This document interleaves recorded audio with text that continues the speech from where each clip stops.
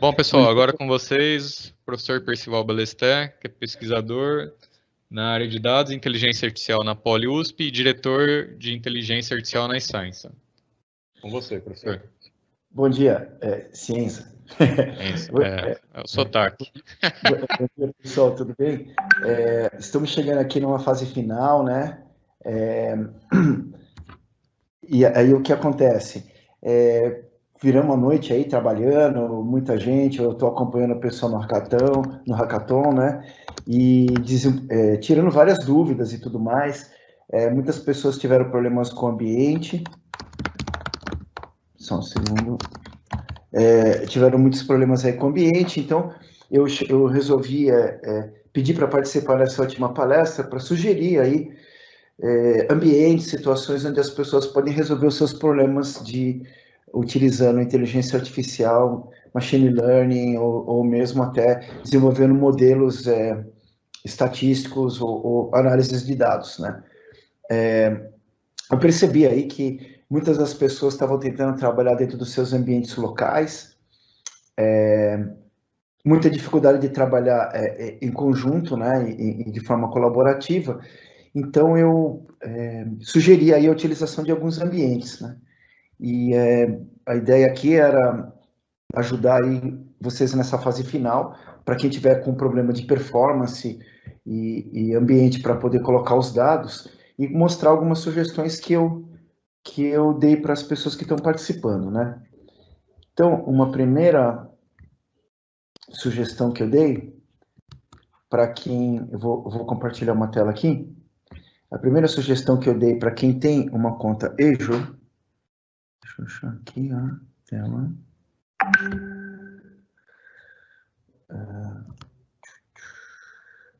Está aparecendo minha tela aqui? Está aparecendo minha tela aí, Marcão? Não, professor, peraí, deixa eu ajustar aqui. Tá.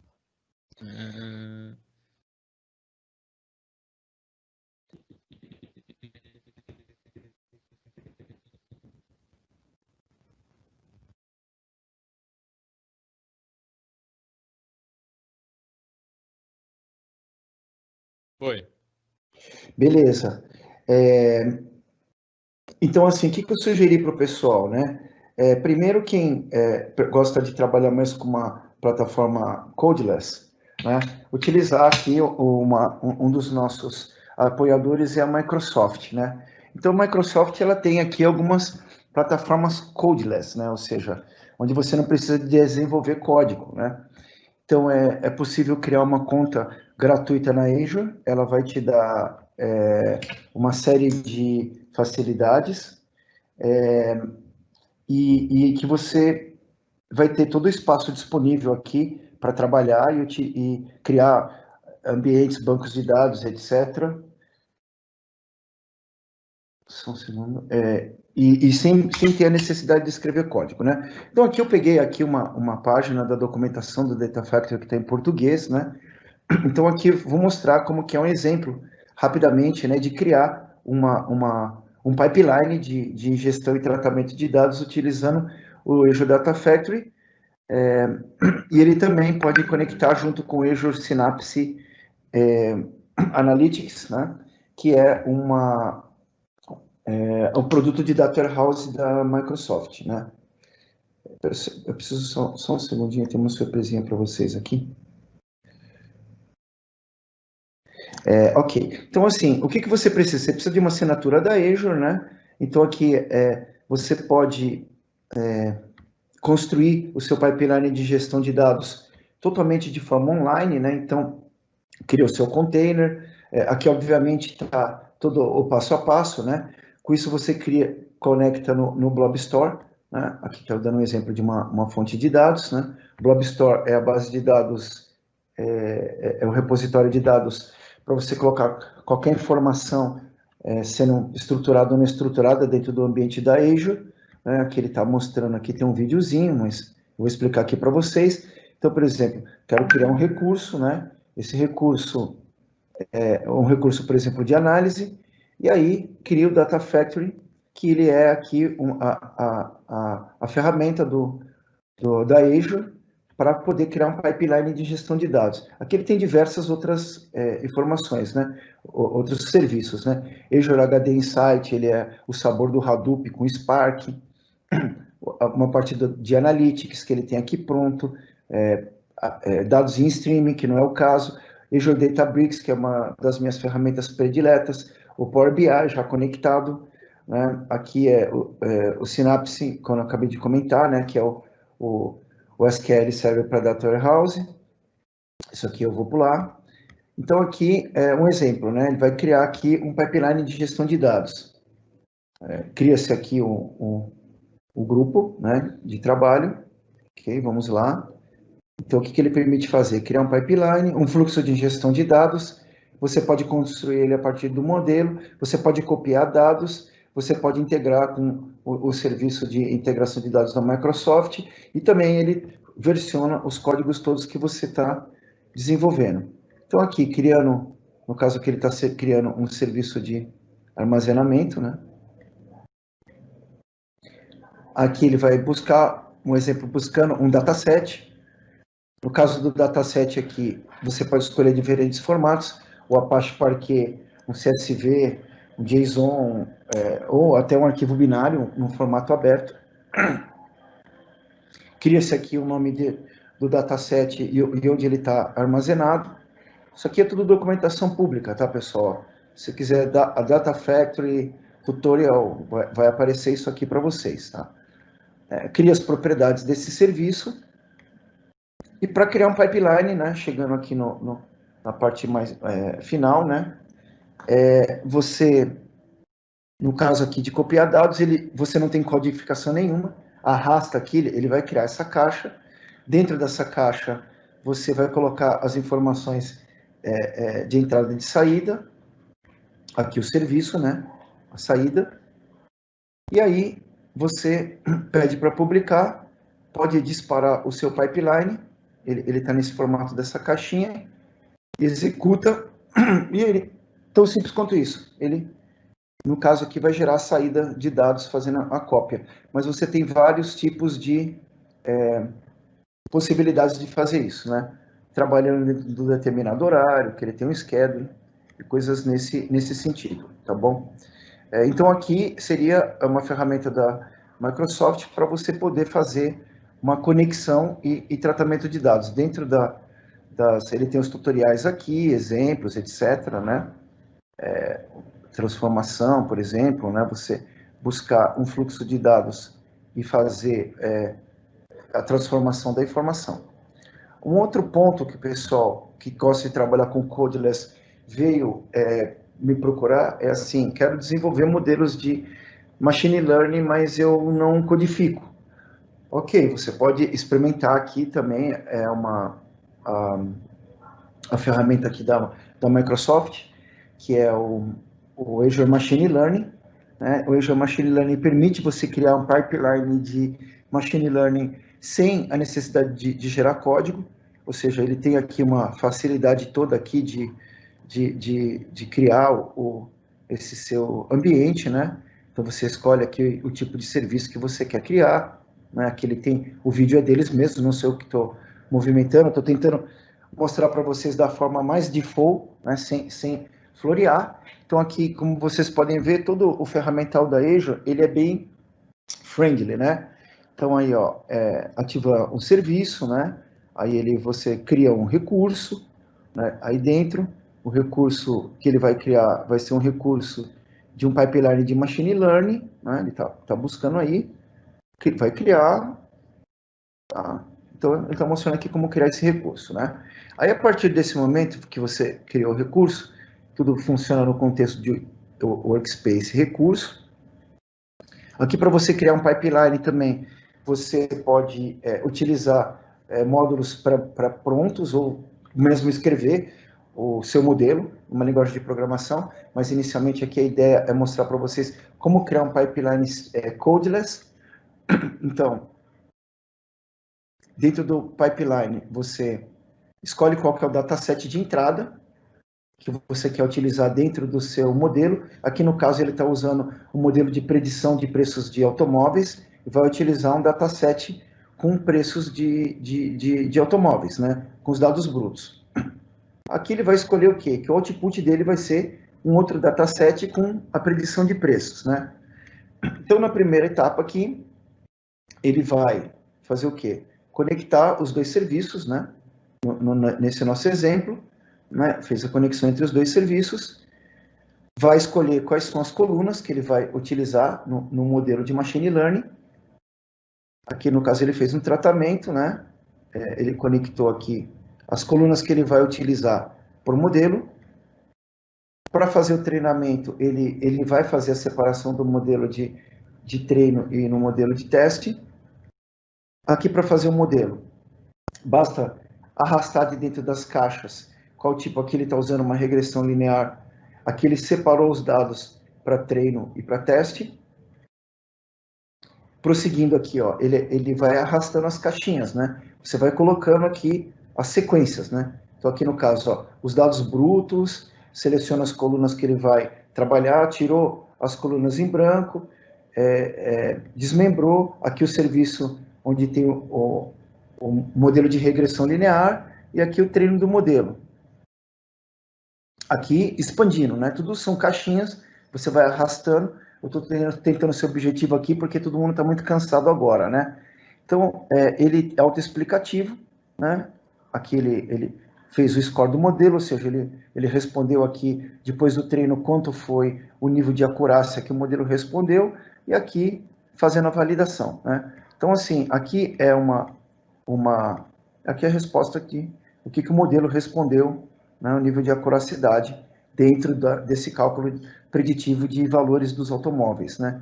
Então, aqui é para mostrar, eu sugeri para algumas pessoas, né, que não codificam, né, utilizar essa plataforma Codeless. Todo Codeless ele tem algumas restrições, né? Mas, no caso aqui, para o nosso tipo de exercício, são poucos datasets, fica relativamente fácil de utilizar, tá bom?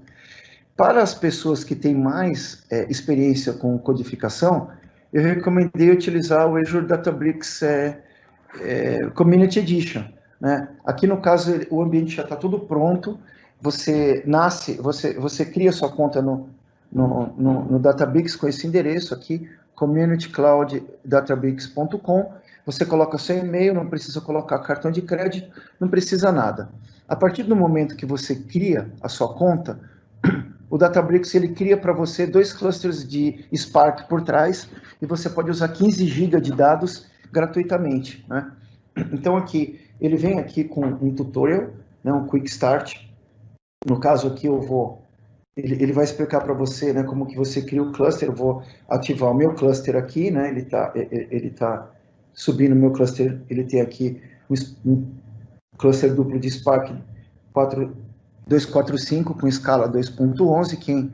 Quem conhece bem aqui está acostumado a utilizar Spark, entende aqui o idioma. Aí ele coloca aqui para você, já logo de cara no notebook, ele explica para você como utilizar. Então, a sua interface já é um Jupyter Notebook diretamente. Você, dentro do Databricks, você pode escolher o que você quer utilizar, se você quer trabalhar com SQL, se você quer trabalhar com Python, ele é nativo Python. Para trabalhar com SQL, você precisa apenas informar, né, que você vai trabalhar com SQL, basta dizer que você vai escrever SQL, ele vai entender o comando SQL dentro da célula. Se você for usar R, você só coloca R. Se você quiser usar Scala, você vai escrever Scala. E indiferentemente aqui de como você estiver trabalhando, você pode copiar dentro das suas células de Jupyter Notebook diferentes linguagens de programação, né? Então, aqui estou dando um exemplo de utilização de um notebook, onde ele está aqui criando uma tabela, né? Quando você cria uma tabela dentro do Databricks, ele vai criar essa tabela no formato Parquet, ou seja, ele vai gerar 85% de compressão e alta velocidade, porque o Databricks trabalha em memória, mas você pode interagir com essa tabela direto como SQL, né?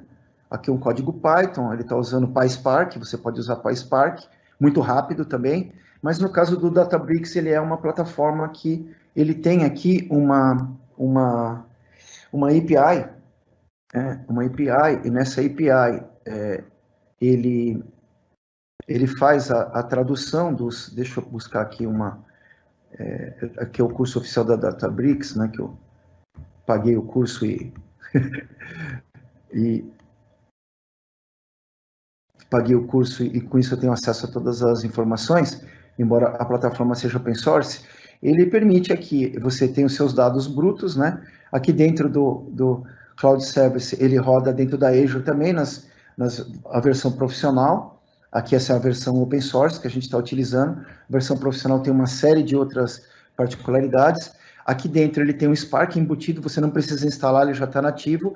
Ele tem o Delta Lake, que é uma camada de abstração acima da camada do Hive, né, que estaria aqui nesse nível. Então, o Hive ele vai guardar a localização do arquivo, o tipo e o esquema.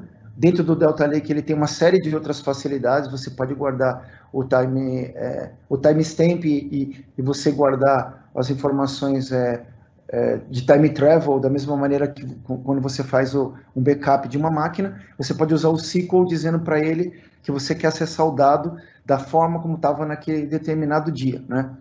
Você pode plugar ferramentas de BI dentro dele, nessa mesma versão você pode, né? Como aqui ele está dizendo sobre o Tableau, o Click, o Power BI, o Looker da Google, né? Ou seja, as principais ferramentas, ou através de JDBC também você utilizar alguma outra que você preferir.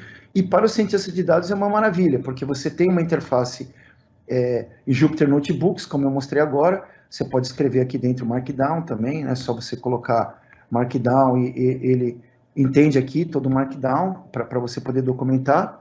E aqui dentro atrás desse notebook, além de já existir um Spark instalado, o Delta, você ainda tem o MLflow, para quem está acostumado a desenvolver produtos de Machine Learning. O MLflow você coloca cataloga todos os seus experimentos e depois ele te ajuda a escolher aquele que tem a melhor acuracidade, entre outras coisas.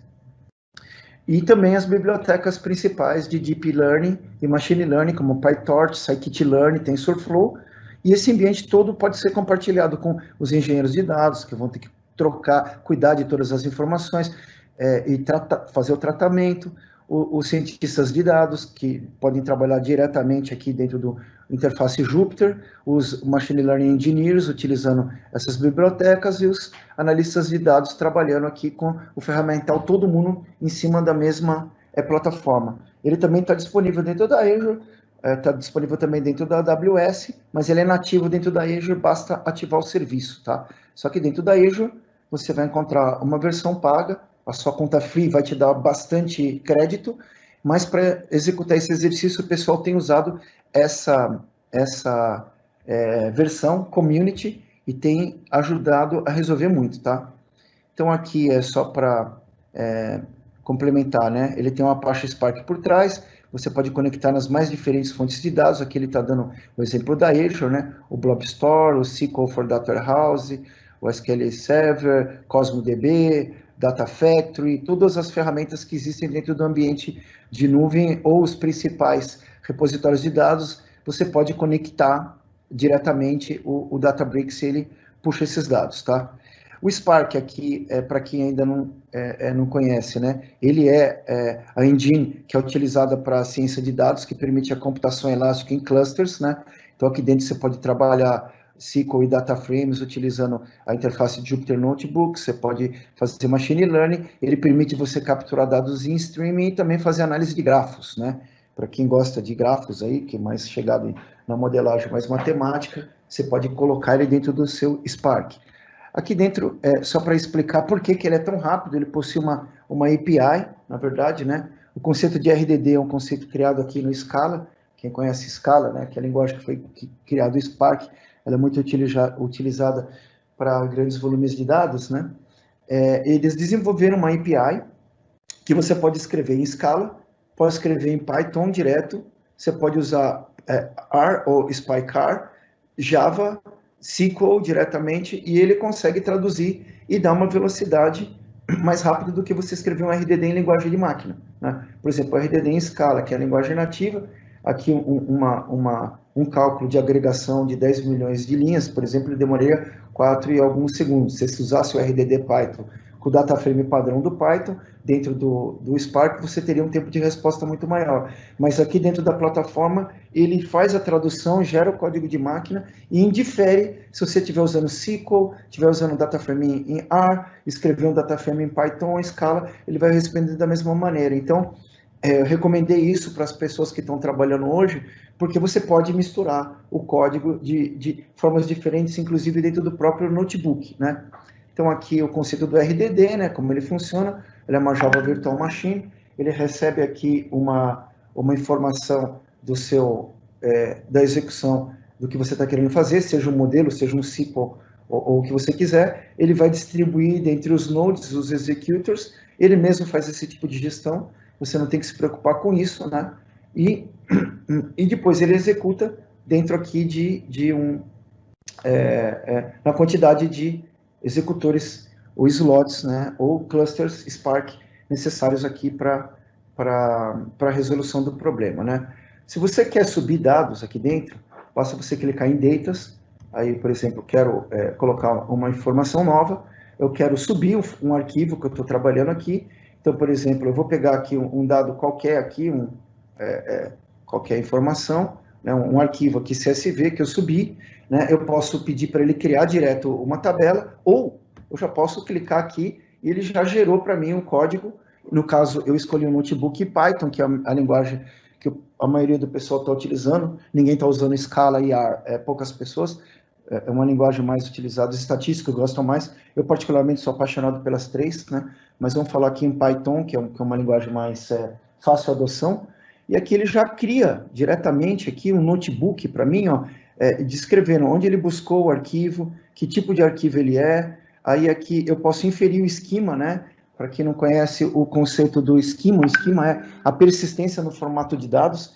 Dentro do Spark, normalmente a gente não costuma ter isso, né? Você não tem o esquema, mas aqui dentro do Databricks você pode forçar o esquema, ou seja, todas as colunas vão ter o mesmo tipo de dado, né? Aqui informando aqui quais são as opções do CSV. Aqui, criando um data frame, né? Em Spark SQL, você pode escrever em SQL, não tem problema nenhum. Então, aqui ele vai inferir um esquema, verifica aqui que a primeira linha do meu CSV é um header, e o separador, né? O delimiter, que é a vírgula, né? Aqui, ele está dando um exemplo de como criou a tabela, né, criando um data frame temporário. Aqui um exemplo ó, de executando um SQL, né, eu estou com o meu cluster desconectado, se meu cluster ligar aqui, eu mostro para vocês aqui como ele funcionaria, mas eu poderia também escrever sentenças aqui em R, eu posso escrever em Scala, eu posso escrever em Python, ele é nativo, tá? Não tem necessidade. Ou eu posso também aproveitar aqui e documentar em Markdown, né? É o Markdown padrão, né? Então, se você colocar o código em Markdown aqui, ele vai respeitar, né, os princípios de Markdown, né? Basta clicar na célula. A execução também, ela acontece da mesma maneira que um Jupyter Notebook normal, Shift Enter ele executa, ou você quiser executar por linha de comando também, ele permite que você execute, né? Então, no final das contas, eu acabei sugerindo esse tipo de abordagem para o pessoal, por conta de tempo, né? Então, quem ainda precisar de um ambiente para poder fazer, rodar, fazer treino e teste dos modelos, ele pode utilizar, espera um pouquinho, eu também estou cansado hoje, você pode utilizar desse ferramental open source, né? Bom, era isso que eu queria explicar para vocês. Existem muitas outras ferramentas que podem ser utilizadas. Essas aí são ferramentas que eu acabei indicando para o pessoal que está trabalhando nos projetos, e assim foi de grande valia, né? muitas pessoas aí estavam buscando todas as bases de dados e os volumes ultrapassaram aí 5 GB e com isso estavam com dificuldade de rodar nos seus notebooks. O trabalho que ia durar semanas aí acaba durando minutos ou no máximo aí 1 hora, né?